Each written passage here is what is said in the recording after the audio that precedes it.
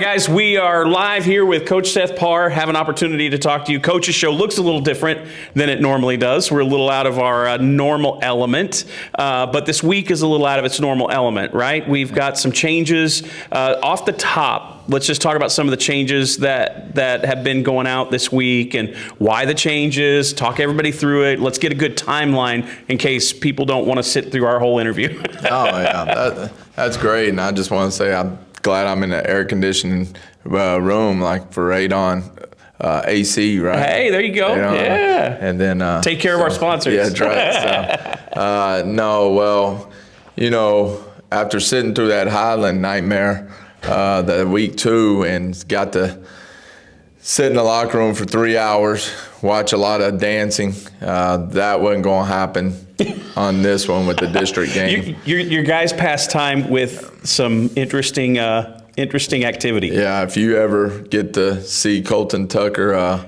you know, cut a rug, he's entertaining. He can do it. I'll never have that image out of my mind. It's emblazoned forever, Coach. Well, he did a good job, and in that method, you know, I knew that we were going to be there probably for a while, and I didn't know if we were going to get back, but or come back that night, and I want them to, you know, stay loose, and there was nothing we could do.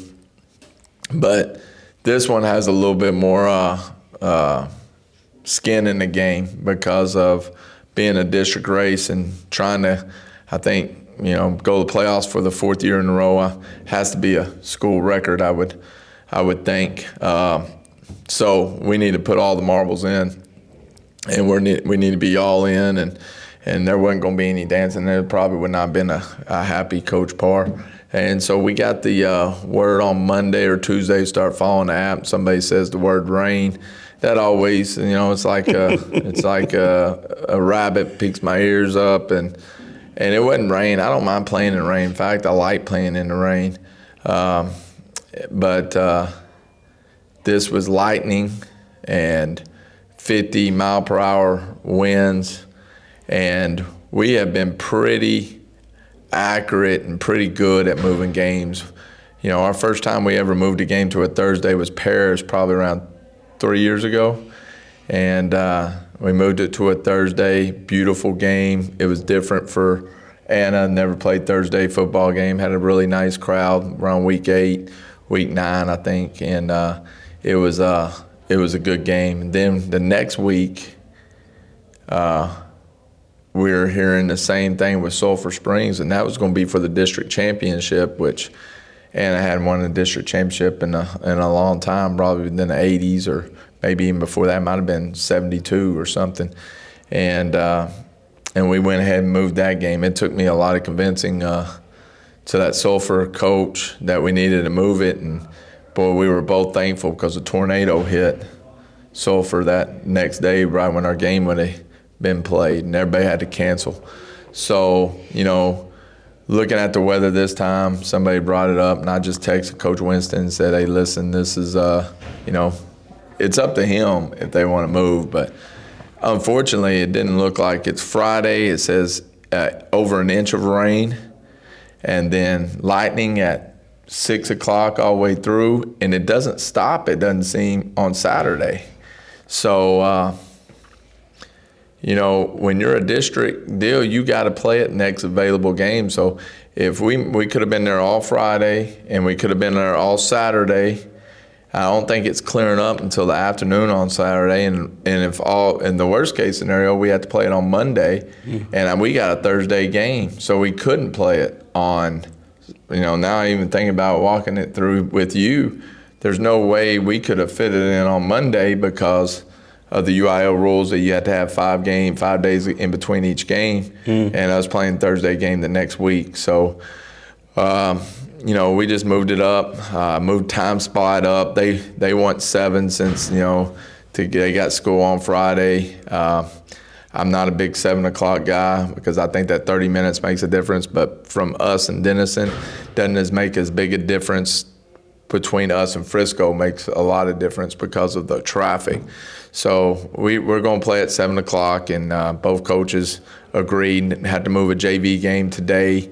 So, you know, it's just like a Christmas present. Get to play football a day earlier, and not going to be a bad deal. So Well, your guys love to play football.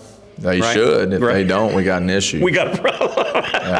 Well, I guess that one of the things that people need to understand is that there's, at the end of the season like this, all these games matter, right, for seeding and everything else. Last week we had a lot of down faces. I mean, that was a hard one, but it's not over. Yeah. It's a loss last week. Talk a little bit about, walking the team through, look, here's what happened. Yeah, we just, it's our own doing. Things that we have gotten worse at is, at the course of the year, it's okay to be 2-3 minutes late. It's not okay, but that's kind of how we were taking it, and we're just cutting corners, and I feel like we didn't deserve to win that game, and be honest with you, if we'd have won it, it might not have helped us because we didn't deserve to win that. And it reminds me of what Nick Saban was talking about his first year or second year at LSU, and they won a game on the Bluegrass Miracle. And it's when Kentucky was beating them for the first time. They threw a Hail Mary, it bounces, and they score and they win the game. And the next week, I think they get beat by Northwestern Louisiana or something like that. And he said it just masked the problem. Everybody was all happy and thought we won, and was really happy about the win. But really, it masked them poor effort in practice, not hustling, just like us. We haven't been great. We've been stale last couple of weeks, and that's my fault. I'm in charge of it. But we were. When we get up, you got to be more excited to play, and then you can't get caught up in doing everything but football. I thought we danced too much. I thought we were starting to play for the cameras and instead of playing to win. And so even though I don't like losing, that's exactly what we deserved was to lose. And unfortunately, parents might not want to hear that, but that's the reality, and that's the truth. And you get what you get. Don't throw a fit, So we might have said that a couple times in my house too, Coach. But it's been a hard bounce back. Still hadn't gotten over it. But to be honest with you, but that's something that we're gonna have to fight through. What's the right balance for personal responsibility of a player? Right, and then the whole team, like the team idea. This last weekend, there was news about a quarterback throwing a player under the bus in a post-game press conference, and and it brought to mind, like, in these moments, these guys have to know that balance. Like, what's my, where do I go? Personal responsibility, or pointing fingers. Well, I don't, Tua's situation was, I don't think he should have done it on that platform. Might have been true. I mean, look at what they're going through in Miami. I watched Hard Knocks. And I could have told you that was going to happen. There's no professionalism in the building. It's F-bomb this, F-bomb that. No professionalism, and there has to be professionalism even in sports. If you read Bill Walsh's book, he has a dress code. He had, back in the day, they used to smoke heaters everywhere. Cigarettes weren't bad. He wouldn't allow cigarette smoke in the building. He wouldn't let profanity happen.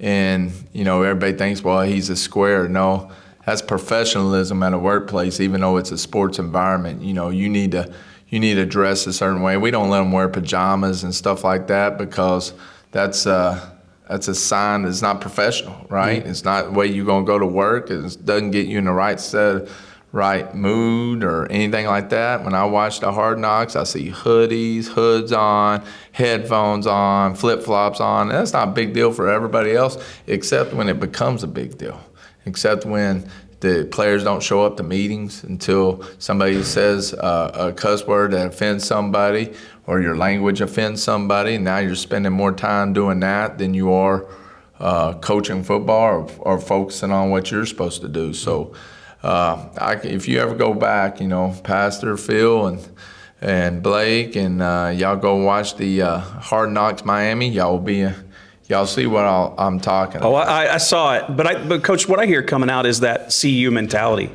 right? I think that everybody always asks, what's the U? We're Anna. It should be an A. And, it feels like every year at the start of the year, it's the same thing. I think what you're talking about really is that CU mentality, that the U part of that mentality. You want to raise these kids up to that next level, get them prepared. The one, you want to be at a collegiate mindset of how to do things, because that's that business model that you're following. The U is like a business model of professionalism and a higher standard, right? So it's a higher standard. That way, everybody understands why it's important to be on time, why it's important to lift 365 days or majority of that, or have detailed practices or focus, or have a strategy that's put in place for a lot of situations. First, like Thursday games, what's your strategy? You shouldn't be coming up with your strategy on how you handle pregame in the day before because you're having a Thursday game. That should be done in the summer when you got all the time that you can think about it and think of all the possible downfalls of each plan. So if they're ever asking about the U, it's just a standard of business model of how you do things. And it's laid there for us with Nick Saban's group, and it's going to be at a lesser group because we don't have the support staff. But basically, it's professionalism and how to get things done the right way. Well, Coach, we've got some insects coming to town. The Yellow Jackets, right? Denison's on their way, and with all the changes, everything else, want to look forward to this game a little bit. 7:00 game, right? Tell me, from last week going into this week, what are you expecting to change from your team? What do you expect to see different out of your team this week from start to finish? Well, what I want to see and what I expect to see. What I want to see is a focus of not who we're playing and about getting things right, and then understanding, executing the plays and playing with a feverish pitch of enthusiasm. And I think we did it against Emerson. I think we did it against Independence. And I want to see that same effort and toughness from us, that group. I don't want to see us have a dip because it didn't go our way. Last time we lost, we rose up. And so now we're really testing our character and see how we're going to react, because we got to get ready. If we're a true playoff team and we're a true threat to the region, if our goal is to win the region, which it is, then we got to play better each week. Because I always tell them, I said, like, if you look at a region, really, you're going to have to win the district again. So, you can win the district championship at the beginning and then not win the next district championship that's probably going to play. Because there's a possibility we could play Walnut Grove and Melissa again if we take care of our business the right way. And I would a lot rather win those than even the district one. I mean, how crazy could that be? The third place team win the region, and not saying that but you had to beat two district opponents that beat you during the regular season. That would be a big goal of mine, and that would tell me a lot about this team, and that's what I think they're capable of. But we can't do it. They got to do it. Mm-hmm. Seeing opponents more than once in a season historically is a difficult thing. Just because you've beat an opponent once doesn't mean or guarantee you're going to beat them again. You got to play the game, right? Yep. And so when you're looking at the possibility, like if you guys do what you're supposed to do, if your guys go out, they focus, they show execution, right? They're disciplined players. You get that chance to do it again. What does a coach do to get those guys in the right frame of mind? What do you do to kind of help them understand, like, this isn't the last game we played? It's going to be different. We had that experience when we beat Salina, and really I think that's more pressure on the team that won. When we beat Salina for the first time in 50 years, we had to come back, and all I was thinking was, that game's going to be canceled or nobody's going to remember the one we won, because if we lose this game, they're going to remember the last game you played. And so we're going to treat it like any other, like the same week that we had. Sure, we won't have to motivate. We remember the cheering. We remember, that. And they're supposed to do that. And we're, that's something you have to take care of. Tip my hat off to Walnut Grove for doing a great job, and same way with Melissa. But if you want what they had, that feeling, then you got to finish and you got to do those little bitty things. So if you want to feel like we just felt, then keep on going that same path we're going. That's what we'll get. Yeah. Well, just to talk a little bit about that last game, there were a lot of at least from a statistical perspective, it looked like there's a lot of growth on the offensive side of the ball. We saw some things that statistically we hadn't really seen a lot of yet this year. Lots of guys getting the ball, but lots of guys getting big yardage. Seemed like the offense was opened up a little bit more.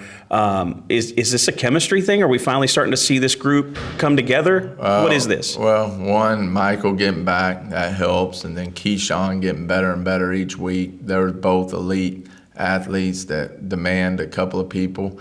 And then you got Mond, who's going to be elite receiver if he's not right now. He had to switch his position, so he's learning a new position. And then, we got a new kid named Braden. He doesn't know, and I bet you this week he's still a little bit, unsure of himself, but we can always do that. And then Ace is the big key to this whole deal. They were there to stop our run game, but he can catch out of the backfield. He can go and play an empty. He can play receiver. He's what I call our B.J. Robertson. Is that what his name? Robertson? What's the Atlanta Falcons guy name? Bijan Robinson. Bijan Robinson. Yeah, he's our version of that. Along with, I always call him Debo. And McCaffrey is that he's a football player. People will ask me, and his family say, "Well, what position he's playing now?" I want to say football player. So if he's athlete, if he's a running back, because he picked up so many blitzes that people don't realize, and then he caught it out of the backfield, and then he caught some empty balls, and he looks up, and I tell him, I said, you had 14 touches where everybody else had 7. So, we're trying to get him the ball double digits just because he's such a dynamic player, and I trust him. And he seems to have a really good head on his shoulders, Coach. Humble kid. You can't beat Ace Trailer. Right. I mean, if you ever have a daughter, you should hope they marry a Ace Trailer. A true team guy, it seems like. I mean, I don't think we've ever talked to anybody on the team who has anything close to negative to say about that kid. Nope. No. Well, Coach, we're being in a new spot, being in a new place. It's all because of the Thursday switch. But we thank you for taking some time to talk with us this week and share a little bit of your thoughts as we look forward to this game. And as always, we're going to kind of roll out and go out with the same thing. It's just on a 3, I give a big go Coyotes, and then we'll get it out of here. Yes, sir. All right, 1, 2, 3, go Coyotes.